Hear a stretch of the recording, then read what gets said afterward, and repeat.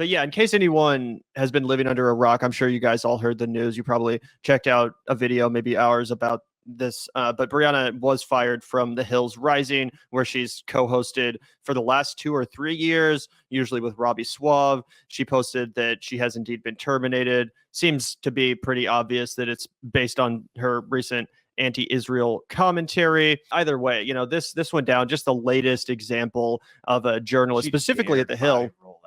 Poor woman. She had to deal with Brianna's eye roll. Yep. Wow.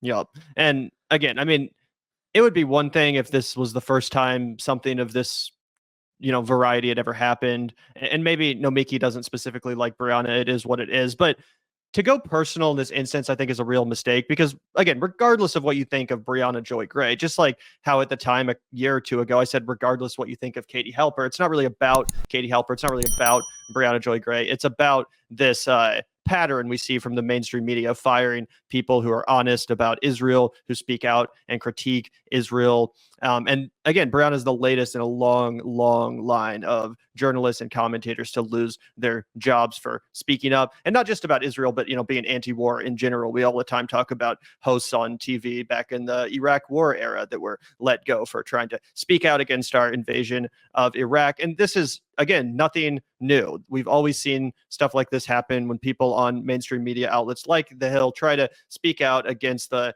Israel line and all that stuff. So Brie gets fired from The Hill, and most people on the left, again, even people that haven't always aligned themselves with Briahna, people that maybe agree with her 50% of the time or 75% of the time, but they're not a monolith. They don't always agree with her. Most people immediately came out and said, this is complete bullshit. It's obvious why Briahna was fired. It's not because she was being anti-Semitic. It's not because she was being rude. It's because of the substance of her commentary. It's because she was criticizing Israel and America's facilitation of Israel's genocide in Gaza. Most people said that. Again, almost everyone on the left, regardless of how you felt about Brie, regardless of whether or not she is your friend or someone that's been on your show, it's just the obvious line, right? Like, it is what it is. Kind of like when Dylan Burns got demonetized and banned or not banned, but I think like he got his final strike from YouTube, right? I don't think he's able to make money from Twitch or YouTube at this point because of his coverage. And like, we disagree, right? We've had Dylan on to debate. We actually debated pretty heatedly on Twitter and in our DMs for a second, like the day of October 7th, because he was 100% calling for military action that would lead to civilian slaughter. And Gavin and I could see that a mile away. Guess who was right on that? But when he got his channel strike because he was like reacting to something like an I think he was debunking like RFK's like vaccine lies or something like that. He got his final strike from YouTube, and we were like, yo, this is bullshit. We've had our disagreements with this guy, but that's not what this is about right now. This is about standing against censorship. This is about, putting your money where your mouth is. Like, do you have conviction? Are you willing to put aside your beef and stand in solidarity? That's what this is all about. People throw around the word solidarity all the time, but when a comrade is kicked down, what do you do? Do you work for the man? Do you shine their shoes like Nomiki is about to reveal herself to do?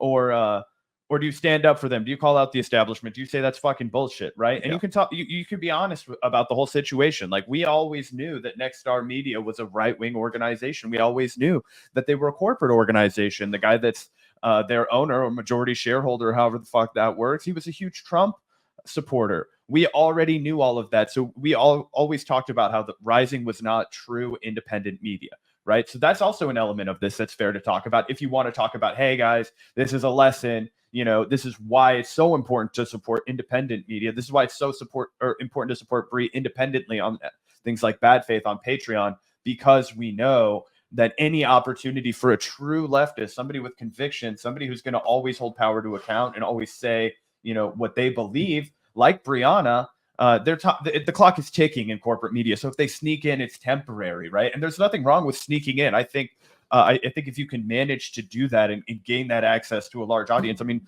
Briahna put up with a lot of fucking grief at that job, I would imagine. I mean, just read the comment section from back in the day, guys. And she was providing a tremendous service there. They wouldn't have kept her for as long as they did if she wasn't excellent at her job. Right. So all of those things are true, but we already knew, because she already knew that. Right. Why did Crystal and Sagar leave? To go be fully independent, because they didn't like it after Kyle Kalinske, well, there were a bunch of reasons. I'm not going to blame it all on this, but one of them being Kyle Kalinske, he got banned from Rising, and it was like a big reminder, like, oh yeah, you still work for these bosses. You don't have entire editorial. And he got banned because he tried to start a podcast with Crystal that was like a competitive podcast to Rising, which is ridiculous. We now know this was just his opportunity to spit some game on the side. What up, dog? But anyway, those kinds of things. Or we already saw, obviously, Katie Halper. Right. And shout out to Democracy Now! For covering this as well. I saw Katie Halper tweeted this out, but we knew that they were willing to do that, right? Because they thought that Katie Halper had crossed a line and they did not, they terminated her contract, right? So we'd seen this behavior before from Nexstar, but pretty crazy for Nomiki Konst. I know we've been beating around the bush. Sorry, guys. You could tell, this is our main story of the day. So we've got to tease it out, TikTok style. Like by the time you get to like part 19, you're going to really hear about what happened with Nomiki and the members of the majority report. But anyway, Nomiki's been kind of off Twitter, right? She blocked us on the main account. That's why I'm going to have Gavin pull these things up because I don't see very many more of them on the main Twitter account. We can still see him from his personal account. But yeah, she just goes vitriolic and comes out of the woodwork to attack Briahna. I think it's a big jealousy flag over here. She's, kind of triggered by the fact that Briahna is able to have conviction, able to stand for what she believes in and still, find a way to make a living, even though she's been fired from Rising. Obviously, she's going to find a bunch of support from, her bad faith patrons. I hope that's the goal, at least. Yeah, so this is the first of a couple tweets from Nomiki where she immediately was going after Briahna, and instead of expressing any solidarity with a fellow journalist or commentator, whatever you want to call her, someone who's lost their job over speaking their mind and being honest about how they feel, concerning a foreign policy situation. Instead of any solidarity whatsoever, Nomiki immediately goes to Twitter to say, yeah, it's real left to once again pair up with the guy who was a lawyer for white supremacists. Speaking about Glenn Greenwald, which I have a pretty funny attack on Glenn. I mean, you can disagree with Glenn all you want, but the guy is a legend. He's a Pulitzer Prize winning journalist. He broke the Snowden case. And lately, he's been absolutely on fire, destroying Zionist talking points, doing a great job in debates, for example, against Zionists, and just, spreading the anti-war message in a really refreshing way. So I don't personally think it's problematic at all that Briahna chose Glenn Greenwald to do her first interview since being fired from the Hill. I don't really think it matters. I don't think it's fair at all to say that Glenn Greenwald is like some MAGA commentator or something like that. And again, I disagree with Glenn. We've debated Glenn on the podcast about a couple of different topics. It's not like we're in complete agreement for sure, but ridiculous. I would never, try to attack someone for going on his program. Obviously, I've also been on Glenn's show, so I couldn't even do that. On you, Gavin. You've been bought off by the hack establishment. Fake. Yeah. Rumble. Wow. No, it's crazy too. I almost quote tweeted this because I saw it when the Post Left Watch, which is such a shit lib account. I know they follow us. Dude, do better. Do better. No, but I thought this was stupid. I almost quote tweeted it and was like, yeah, she turned down the opportunity to address the nation from the Oval Office just so that she could attend a system update. You know what I mean? It's like, what the fuck, dude? People go where they have an opportunity to go, and they have no commentary on the fucking substance of what was discussed. Why? Because their fucking arguments can't withstand any scrutiny. They're without, like, what's that Modest Mouse line? Our ideas held no water, but we used them like a dam. That's the fucking entire Zionist argument model, right? It's like, yeah. So we're just gonna put it all up. You're attacking me. You're triggering me. I'm unsafe. Yada yada yada yada. It's fucking bullshit. And that's exactly what led to Briahna's termination. And what's the only just desserts, the only I guess upside is, one, I know Briahna's going to land on her feet. She's too competent, capable. She's too qualified, right? She's obviously going to find a place to keep making content, and she'll do it by herself if she fucking has to, right? So that's not the concern. The other thing is that it will be so fun watching the Rising clips just go back to painful fucking irrelevance. At the end of the stream today, if we have time before we are recording another stream immediately after this, the Circle Jerk stream, and then I believe tonight might pop on Twitch. I'll see if I can get Gavin to give a call in.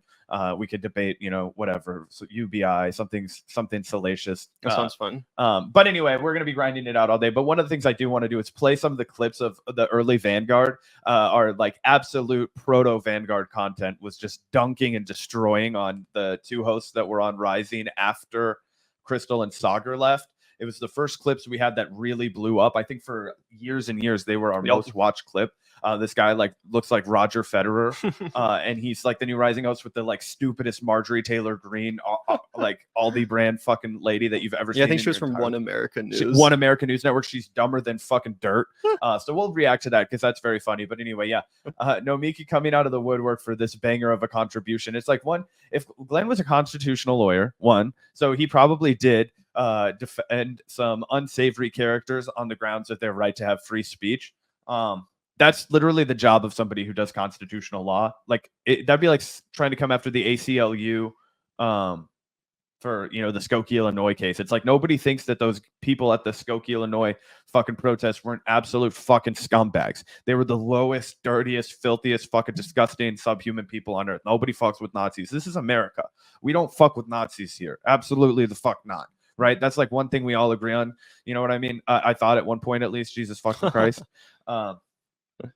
But it's about the principle of freedom of assembly and how you cannot fucking erode that, because if you start eroding it for the worst of society, they're gonna use it as a way to prevent the best of society from using those same tactics, and they're gonna say, see, you already agreed with us over here. That's the whole point. That's what's called conviction. That's what's called principle, right? You don't waver on those things just because bad people use those things poorly, right? Because you depend so sincerely on the ability to use your powers for good, if you will. You know what I mean? It's like, well, should we turn off electricity because people use electricity for bad shit? You know, hey, you support child pornography, you support electricity. It's like, no, dude, I don't support child pornography, but I do support electricity. And they're like, there's no way to get child pornography these days without electricity. So what the hell? Why don't we just get rid of it? It's like, hold on, there's an insane amount of utility of this, you know, one element, right? Why are you reducing it down to its most nefarious, disgusting? Nobody would sympathize with anybody who was, you know, convicted and caught doing such a thing, right? Like that's what they try and do because they have no real argument. Anyway, I was on a hill for a while, but I'm passing it back to you, Gavin. Yeah, no, I totally feel you. And by the way, to some people in chat saying like, you know, Nomiki sucks, but I don't agree with Glenn either. You can disagree with Glenn on a variety of issues. It's fine. But when it comes to like free speech and censorship and stuff like that, I've always really respected Glenn's commitment to the principle of free speech, including in a digital era. And that's something that I think Nomiki Konst has just over and over and over again failed to represent in a true leftist or real way. She's over and over again advocated for censorship. I remember back in the day, her, you know, going on the Majority Report, I think it was, to say that Spotify should delete Joe Rogan's podcast. Oh, that's what we debated Sam Seder about. Yeah, right. But I think she went even farther than him. Oh no, yeah. He just said that it was fine for them to label it medical misinformation. Right. She wanted them to like straight up remove it altogether. So she's really bad when it comes to free speech and the First Amendment and all that stuff, which I do think is important for the left to be good on. You know, some people apparently in the 21st century and the progressive left have decided that it's just like not worth sticking up for free speech in an online era. I think that's ridiculous. I think that's 100% going to bite us in the ass as a left, as it is right fucking now, as we see happening with all of this crackdown on anti-Israel speech coming at people like Briahna and Katie Halper, some of the only people left that were seriously on the left that had jobs in mainstream media on platforms like The Hill. You don't see anyone with the lefty credentials of Briahna Joy Gray working on like MSNBC. She couldn't have got to that level. Well, she wouldn't even, I mean, she probably wouldn't even get hired at like the New Republic or The Nation or Mother Jones or any of these legacy, you know, lefty outlets, right? And what, I mean, the Salon, are they going to pay Briahna like and compensate her what her value is, even compared to like just going out on your own? Probably not. None of these places have any fucking money, right? Like, I mean, I talk to Salisa about this all the time. Obviously, Gavin and I did not have anything kind of close to a like traditional media career, if you even call what we do for a living a fucking career, right? It's like a hobby on steroids. But what like Salisa, my partner, right? She went the traditional route. She graduated from Ithaca with a journalism degree, and she did internships at like Truth Dig, Alternet, right? Like working all around. All those places are fucking gone now, right? Like you don't freelance for Salon. Almost nobody does, right? Like even Glenn, I believe, used to be a regular contributor at Salon, you know, at some of those you know, publications, right? They don't exist anymore. There's not homes for people like us. Why? Because it's not sexy to be a leftist right now. It's not cool, right? It's actually like there's some elements that have pierced through because of blatant humanity, like the fact that we're defined as leftists because we oppose a genocide. Like, don't get too confident about that. Like, yeah, you can't. Most people can't look at dead children all the time. I mean, the pictures that have come out of the recent refugee, the videos, it's absolutely like heart shattering. Like, we don't talk about it on the show because I'm not qualified to get into all of this shit. There are way better resources for you guys to find like the ins and outs of this information from. So if you guys are like, why haven't you guys been doing a deep dive on this? Because I don't fucking speak Arabic. I don't speak Hebrew. I don't know what's going on first, right? I have to wait until somebody explains it to me. And then I'm like, well, I can make up my own best mind. But am I really the person that needs to be on the forefront talking about this extremely critical issue? Like, the only thing you need to know is that you have to fucking oppose this shit as hard and fucking fast as you can. And that the people who try and qualify that are the ones that we need to be reaching the most and the ones that we need to be most forceful and compelling in our arguments with, because there's really not much more to discuss than that, right? So the nitty gritty, the nuts and bolts, there are far, far superior sources for you guys to look to. But the reality is, when we're calling out fucking, snakes in the grass on the internet, then there's no two people more qualified than that. This is just snake behavior, man. This is just bullshit, right? So pretty, unsurprising from Nomiki. Yeah, and if we take a look here, it gets even weirder in the replies. This John guy on Twitter says, very left to applaud the firing of someone for opposing a genocidal apartheid state. Well done. Which is exactly how I feel about all of Nomiki's contributions to this entire discourse since it popped off on, I believe, the 7th or 8th. Nomiki responds to that and says, very left to lie about why you're fired and use Palestine to become a martyr.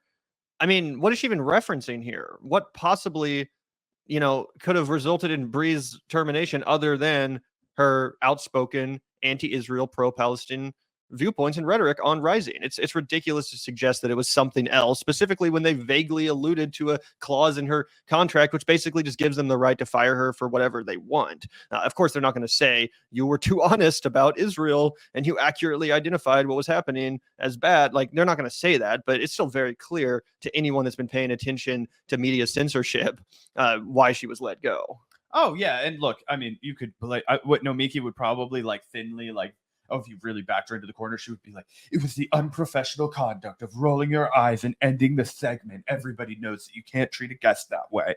Like, that kind of hoity-toity shit. It's like, oh, if everybody knows that, if you know that, well, why aren't they knocking on your door to be the replacement? You probably dream about it. You're probably hoping that you can bark up that tree, jump, and imagine humiliating yourself for 54 fucking favorites. Yeah. For 54 favorites, just so guys like us can, in front of 850 people, make a mockery of how pathetic your career has turned out. Anyway, this is the clip. If you guys want to see we could throw it up from Gavin.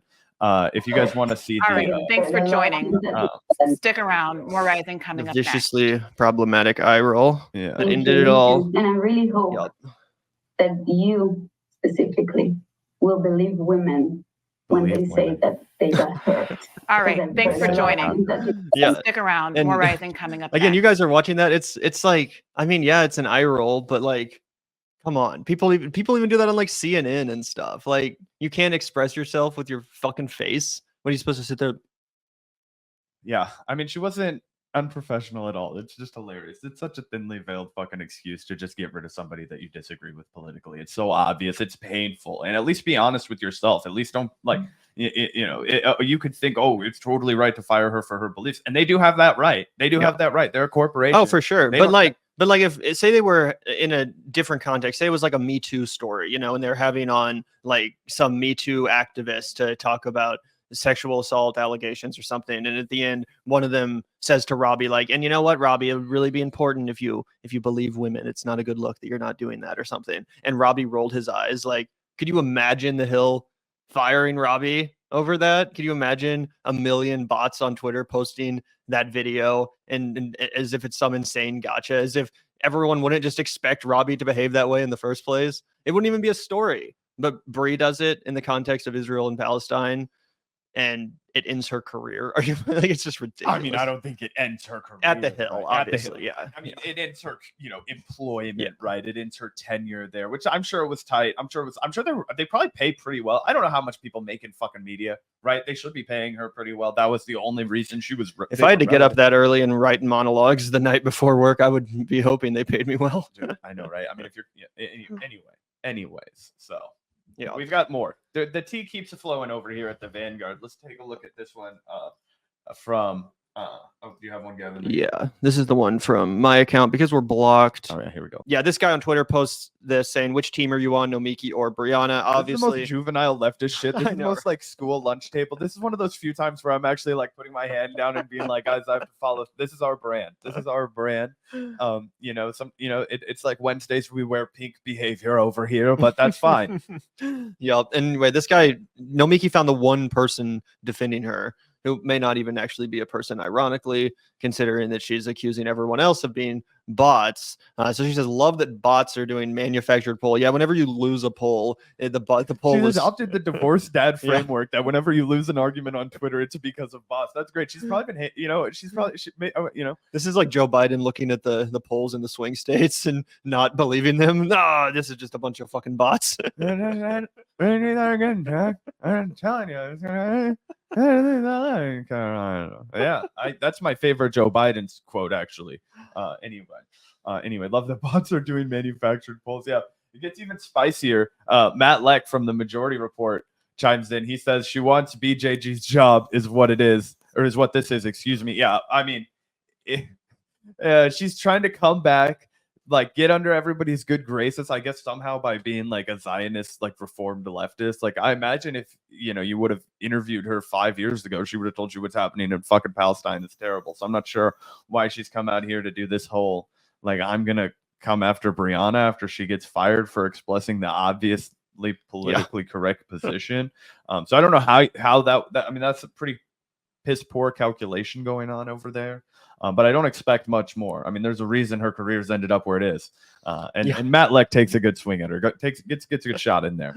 Yeah, Matt says she wants Briahna Joy Gray's job is what this is, which I think is a great response, even if Nomiki wasn't specifically angling for a job on Rising, which who knows, she very well might be. It's definitely this kind of behavior that you see exhibited by people like Briahna Wu, who we were mentioning the other day, people that were more than happy to brand themselves as a progressive when it was hot to do so, when it was kind of the popular thing to do during the Bernie era. And that describes Nomiki to a T. I think she literally worked on Bernie's campaign in some capacity and then at Our Revolution as well. So, during the Bernie era, she was the biggest, progressive out there, the most outspoken progressive, but it's not really cool to be the biggest progressive in media right now, unless you want to do a show that very few people watch like ours. If you want to be relevant, if you want to get a job on the Hills Rising or on MSNBC or wherever the hell you're angling, this is the kind of rhetoric that you traffic in. Again, Briahna Wu is another great example of that, and Anna Kasparian too. Although to be fair, a great example of that, Dave Rubin. One of the Kyle Kulinski stories that always stood out to me was when they were first working together. Like people forget, Kyle was an affiliate of TYT for a long time. Him and Cenk had a falling out, but I mean, Kyle was kind of plucked from obscurity with Secular Talk and kind of really elevated by TYT, and I think it helped him get, facilitated to ride the Bernie wave in a way that he did. Obviously, the legwork was him, but it just helped him get discovered, helped him get off the ground. And so he was around the TYT studio at one point, and he talked about meeting Dave Rubin back in the day. And Rubin's like, "So what's your angle, bro? Like, are you trying to get on TV? Like, what's your?" And he was like, "What do you mean, bro? Like, this was my angle. My angle was to make a living doing this. This is awesome. Like, this is all I ever wanted was to just not starve to death and do something that I didn't hate, like sell fucking cars and take pills all day, right?" It's the most relatable Kyle content I've ever seen in my life, because I was the exact same way. I was miserable as ever loving fuck at my job. I hated working in an office. I didn't matter what I was going to do in that goddamn office. It was might as well have been not a real prison, but you guys understand, right? It's fucking horrible in there. I was like throwing up every day before work. It was just not, it was like stress, not, living right. So you get to the point where you have that and you just like feel like everything is a fucking gift, right? The fact that you could do this, the fact that you could talk, the fact that an audience of people listen to you at all, right? It's so miraculous. You feel so fortunate, right? You work hard to fucking live up to the standards that you've set for yourself. But, Other people, that's not why they do this. That's not why they do this. They think that they're like hot and that they, okay, maybe I'm not going to be an actor because I can't act that good, but maybe I can act enough like, a person who believes this shit. And then this shit's really popular to say, and I can build an audience if I say this shit. And then you just go up there and you read your fucking lines and you say what the people want you to say, and they'll respond like clapping seals. It's kind of like Tucker Carlson. Great example of that. Prep boy, CIA reject, right? Can't become a spook. What are you gonna do? Well, I've got my prep school jacket and a smug look on my fucking punchable grill. Maybe I'll go up there and I'll just ask a bunch of hard questions to the liberals. Well, that'll be great, right?